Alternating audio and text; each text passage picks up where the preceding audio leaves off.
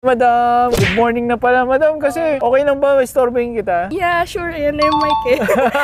Madam, kasi tungkol sa impeachment, kasi di ba merong lumabas na Supreme Court ruling, sinabi unconstitutional daw tong impeachment trial ni Vice President Sara Duterte. Marami pong nag-contest, mga dating justices, saka mismong mga framers ng Constitution, yan. Pinupuna nila itong decision ng Supreme Court. Sa tingin niyo po ba, Madam? Kasi 12 daw po sa 12 out of 15 na mga justices ay appointed ni former President Duterte. So, ikaw, ano sa tingin mo? May pinapanigan po kaya sila or medyo sketchy ba? Ano po Sa numbers pa lang, hindi ba parang medyo conflict of interest na yun. So, I think definitely it's part of it na ayun nga, ang dami nila sa side na yun. So obviously, in favor sa kanila yung magiging result. So hindi ako the most informed about this. Parang nababasa ko lang siya when I scroll sa mga SOCMED and pag napapadaan sa news. Pero ayun, medyo hindi nga siya